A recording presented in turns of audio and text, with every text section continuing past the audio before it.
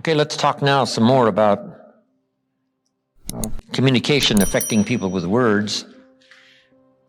Here's one that's a challenge, learning to identify with whoever you're talking to, whether it's a group or an individual. Identification simply means build a bridge between you and someone else so that the conversation flows easy, so that you try to do your best to understand where each other is coming from. Identification means start with something real. If you're married and have a family and you talk to someone who's married and has a family, that's an easy identification. I'm married, you're married. I've got children, you've got children. What gets to be a little more complicated now is I'm a man, you're a woman. See this? Now, if we both have children, we would have that in common.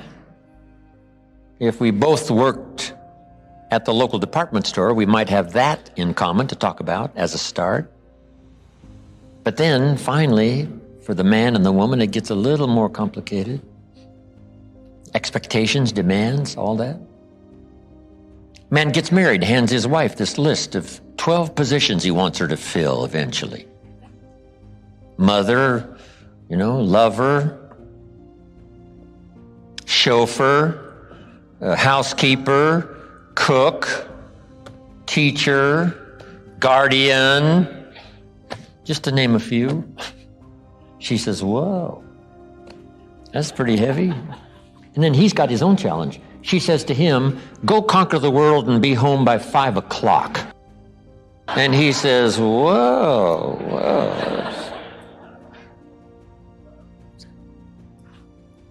So working this thing out, right, between man and woman, male and female, brother and sister, it's a challenge.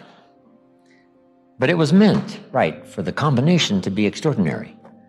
Here's what happens in the combination. You multiply the effect by 2, by 3, by 5, by 10.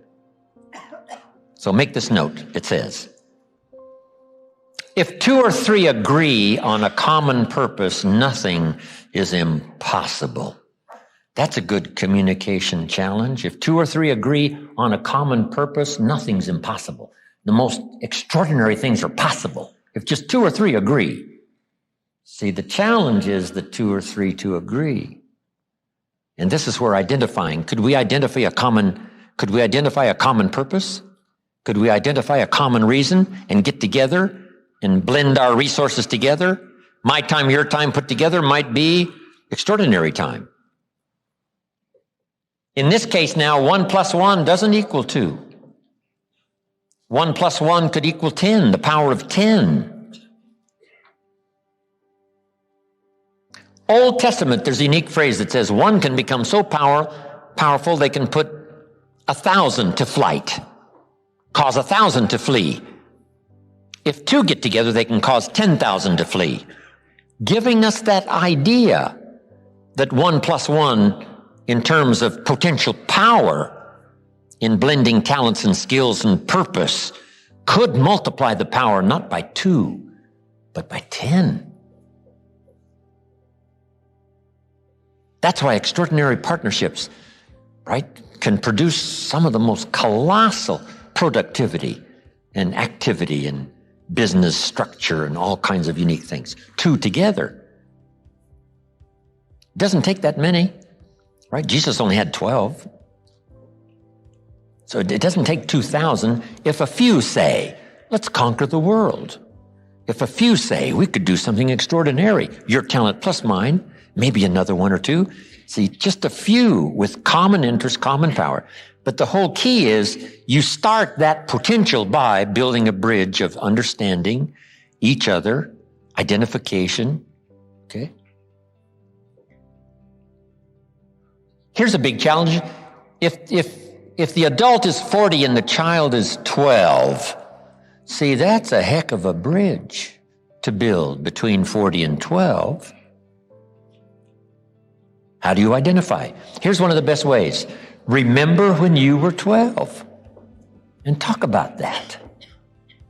I remember 12. I remember almost every day of being 12. One of the problems of being 12 is you're not 13. I mean, the teenagers go away. They do some, fun things. They're gone. If I heard it once, I heard it 100 times. You're only 12. I said, wow, I'm stuck here.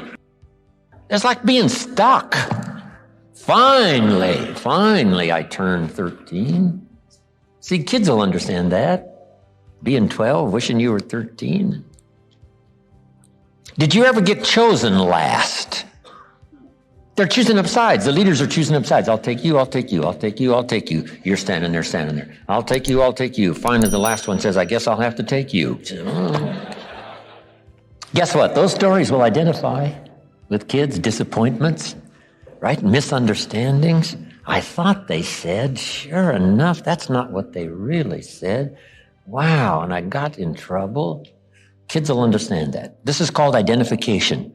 Finding some common ground in which to communicate. Okay, that's important. Here's the next one. In communication, that is attacking the problem without attacking the person. Here's where language must be careful when you're dealing with challenges of this nature. Sometimes you've got to put love and hate in the same sentence so that there's no misunderstanding. Wow, what good benefit somebody brings to us to help point out some of those even very sensitive things, to go after the problem. But hopefully they go after the problem, but they have this sincere desire to truly help. Now, sometimes you can get careless in language and you mean to help, but you said it wrong. What if you meant to say, what's troubling you? And instead you said, what's wrong with you? See, that's an error in language that can cause all kinds of difficulty. You meant to say, what's troubling you? And instead you said, what's wrong with you? Now, we'll let you make that mistake 10 years ago, but 10 years later, to be making the same error in language? See, we need to understand that. Say, no, I need to learn to say it better so that it sets up a better chance for communication. It sets up a better chance for me to talk about something constructive and not come out with something wrong, saying it wrong, correct all those errors in verbal judgment. Here's a good way to go after the problem. Go after the problem that you've had. We call this third party. Say, Mary, I was in this same fix. I thought this and it turned out to be this. I made a mistake and misunderstood. Sure enough, I'm headed down the wrong road. About a year later, I'm in serious trouble. I finally worked my way out. But I'm telling you, you can save yourself that kind of calamity with just a couple of words of advice. Use yourself as part of the problem. Say, I was the problem at one time. I gave people grief when I should have given them thanks. And it created for me no value. Right? It's called attacking the problem in yourself. Then here's another way. Third party, where you say, I know someone who miscalculated, and if they were here, here's what they would say with tears. Don't go down this road. Remember that movie years and years ago called Scared Straight? Where they took some kids into prison and let them interview and talk to the prisoners. And the prisoner said, you don't want to come here. Let me take you on a tour, show you what it's like. And the kids came out of the prison with eyes about this big saying, whoa, the man said I shouldn't come here. See, that kind of advice, straight talk, can be so helpful if it's done in the right manner and in the right way. In building your house on the rock instead of on the sand. How do you decide to build on the rock? You have somebody give you the image that they built on the sand and suffered the disaster of a storm. Because sometimes when the day is unique and the sky is blue and the clouds are fleecy white, it's easy to be faked out and build on the sand. There doesn't seem to be any immediate consequences. Somebody says, no, the storms. And if you've never had one of those storms, you would say, what storms? So let me tell you about the storms. And then you need somebody to scare you to death about the potential of the upcoming storm so that you don't make the mistake and be deluded when the days are nice to build your house on the sand.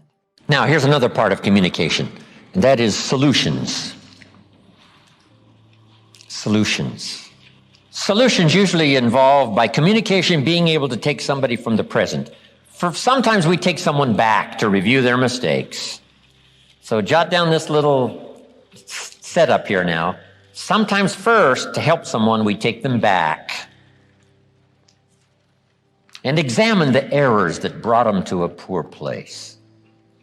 Errors in judgment, errors in health judgment, errors in career judgment, errors in personal judgment. So sometimes we have to take someone back, and sometimes that's difficult to go back over those times that were difficult. Then here's the next challenge. Bring them to the present. Hey, here's how it is now. Guess what now always is? The greatest of hope and the greatest of possibilities is now. If you will begin now to amend those errors in judgment, if you begin now to construct a new destination and thereby a new direction, because direction determines destination. If you'll reconstruct now, starting now. So we give them the sense of the past, errors that might bring tears, that might bring sadness, that might bring this cloud for a while. Wow, yes, that's how it was. Yes, that's where I made my mistake. But here now, now is like spring. Now is a new opportunity. And then we describe the now and the opportunity. But here's what's best, is to be able to transport someone into the future. With their problems solved, with money in the bank, with their health restored. You can't restore your health overnight. So you've got to take someone into the future. In just a few months, you'll notice the difference. In the first year, it'll be incredible. By the end of the third year, I promise you, such an abundance of this or this or this change or this change, this kind of productivity, this kind of activity breeds this kind of productivity. Take somebody on a journey back, show them the present called opportunity, and then take them on a journey into the future. We must do that with our children. What if you inspired your salespeople and not your child? What if you took the people around you into the future, but not your family? Describe to them the possibilities, that if we work together, we can have the most extraordinary family ever, benefiting each other, drawing strength from each other. And here's how it can be. Here's how it's going to be. So make this note. The promise of the future is an awesome force.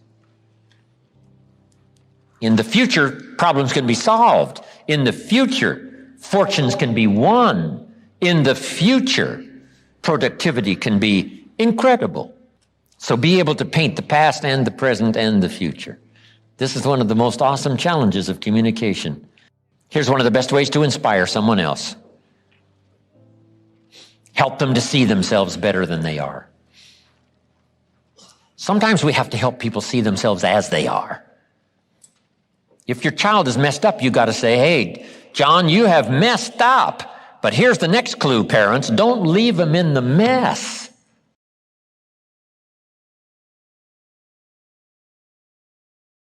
So they've messed up. How quickly could they turn it around? Almost overnight. What could be the promise of the future if they started walking a new road? Absolutely colossal and unbelievable. So we quickly go from saying, yes, you've messed up, no doubt about that, but here's how quickly you can recover. Here's how quickly you can multiply the future in a positive way versus the negative way that brought you to this poor place. See, the gift of language can do the most incredible things with a human being. Rescue them from oblivion, send them into the future with a picture of the promise, the possibilities. Don't be lazy in exercising these gifts. Someone say, well, how good do we need to be at it? As good as you possibly can. Someone says, well, this is only a child. What a better place to start. Correcting a few errors and building the promise of the future. We can't say it's only a child. This could be the next superstar. This could be the next person of high productivity that starts enterprises that employs millions. This next child, this child, properly corrected, properly inspired. The promise of the future is an awesome force. My mentor worked this on me.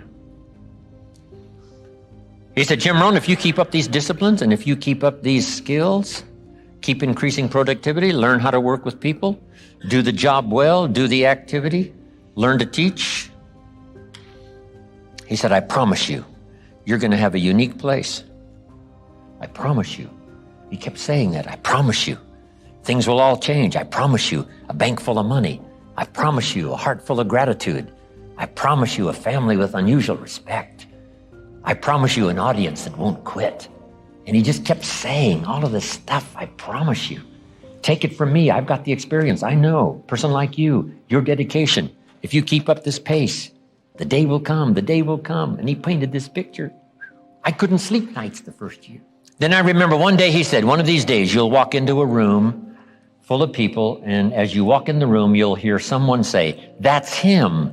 That's the famous man. I thought, well, that could never happen to me. I was raised in obscurity, right? One of my first skills was milking cows. I mean, what's that got to do with walking in a room and have someone say, that's him, that's the man, the famous man? But sure enough, year by year, audience by audience, and book by book, as I traveled this journey, wow, that promise from this man started coming true. I think when I got here today, even before I reached this auditorium, I think I heard someone say, that's him, that's the famous man. I just wish my mentor, Mr. Schoaf, was here to see this. Here's what he would say, I told you. I said, listen to what they're saying. I told you, I told you. Yeah, that's right, it's happening. Whoa. I wonder how much further. I wonder how much more. Wow. That's a gift. Language that transports people into the future. Jesus used it as an incredible incentive. He said to his little group, we're going to have a tough time and be a bit misunderstood. This is a new thing we got going here. Some people are going to like it and some people are not going to like it. And, you know, the devils are after us and all the rest of the stuff that started this drama way back in the beginning for the beginnings. It hasn't changed. But we've got such a splendid idea. It's worth working. I've been with you now 3.5 years. And here's the deal. Let's now go tell the story. Tell the story to someone else. And they said, okay. So they start telling the story. Sure enough, they run into challenges. Sure enough, the devil is at work. And I'm sure Jesus said to them, if we do the work well, I promise you when all of this is finished, in my Father's house are many mansions. See, that's clever. He put the mansion shot on them. No wonder they walked the streets and told the story, fought the devils and fought the opposition. No wonder. But I'm sure they came back to Jesus every once in a while and said, would you tell us about the mansions one more time? We've had a really tough day. So you got to do that with your children. You got to dazzle them. Take dazzling lessons. I don't know where you sign up in Anaheim for dazzling lessons, but why not?